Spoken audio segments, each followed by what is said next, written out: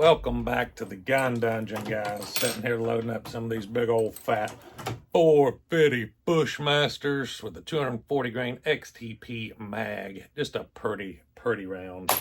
I am using case lube on those straight walls. If you're not using Imperial sizing wax, you're doing yourself a disservice. But I'm using it on these not because I have to, but just because it makes life so much easier. You can push all that brass with very little effort. But anyways, sitting here loading up these bad boys pretty shortly after our presidential debate.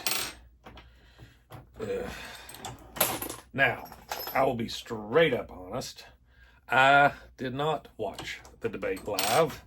I've just watched highlights, clips, things of that nature from the debate. The debate came on at 9 o'clock my time. I get up at 3:30 in the morning to go to the gym. I prioritize my sleep over the current president selections. And let me just say, if you don't think that other countries and other leaders aren't looking at our country like a stray dog staring at the trash coming out of the back of a restaurant, you are sadly mistaken, because we are in trouble. The whole All Out Golf You segment, wow, what have we reduced ourselves to as a nation? It just blows my mind. Now, in picking one of the two, I'm totally going to pick Trump, because it's all a policies game. And everybody's that says, oh, character matters. It matters what type of person they are. No, it don't. No, it don't. It doesn't matter what their character is. It matters what their policies are. Because let's be real, a president doesn't make laws. A president doesn't get to choose the president doesn't have as much power solely as what you think they do. They don't. They have some authority to do, some things within the Congress, what the Constitution allows. But laws come, God, why do I keep losing these primers? Laws come from lawmakers. Lawmakers is Congress.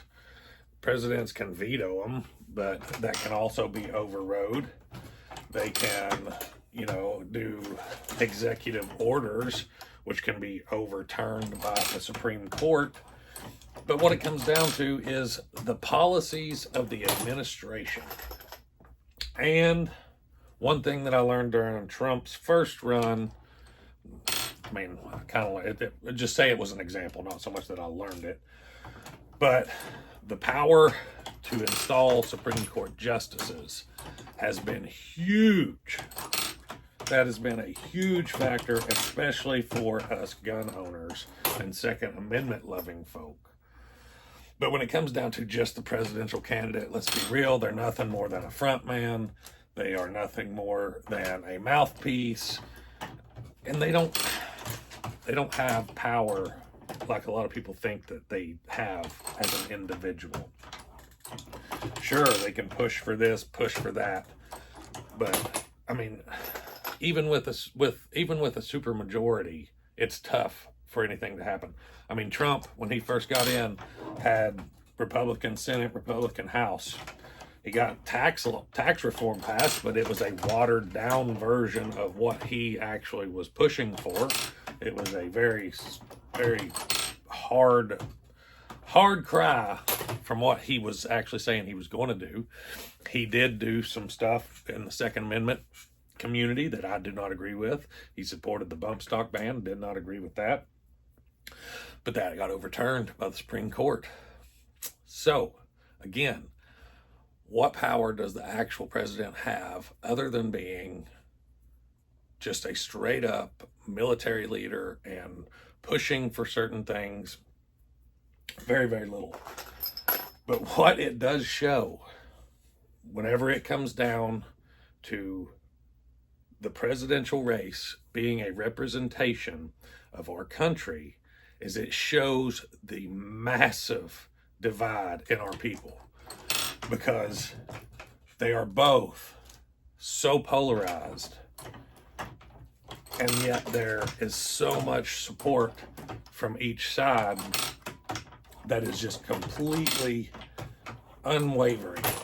Now, do I think Trump would be a better president? Yes, I 100% do, based on his policies, based on his ability to run a business, based on his ability to interact and influence foreign policies with other countries, how other countries react to him. Nobody respects Joe Biden on a foreign level. That's not a thing. But it shows exactly how far off this nation is from ever being united. There is no more middle ground, guys. It is gone, gone, gone, gone. Anybody that could support Joe Biden after watching that debate and seeing just I've seen people in nursing homes that have more attentiveness, that have more alertness, that have more cognitive ability. And I see people in comments on social media that I'll still vote for him over Trump, or I'd vote for him on a ventilator over Trump, and blah. And it's like, really? That's how far divided we are, is you would choose a literal vegetable over a president that was successful just because you hate the social policies so bad, because that's what it all boils down to: economic and social policies. And it's so divided in that area. We ain't ever coming back, guys. I don't know. This is a Let's Talk Politics episode here, but really, this is it's a depressing moment in the United States history, in my opinion. It is not good for anybody that lives here. It is not good for anybody who sees a future in this country. It is not good for either side. And honestly, I think this debate was set up completely to put Joe Biden out of the show anyways. Because let me say this: when CNN and MSNBC start turning on Joe Biden, it's because they were told to. And it is that simple. So, I know this is coming out a week after the debate. But I'm recording it. This is actually Saturday after the debate. So there's a few days lag here between when I'm recording it and when you're going to get it. But I would look for an ousting of Joe Biden. And also what I would look for is for it to be done in a very complex, very highly suspect manner, where there will be lots of mass confusion with the voting. There will be lots of mass confusion.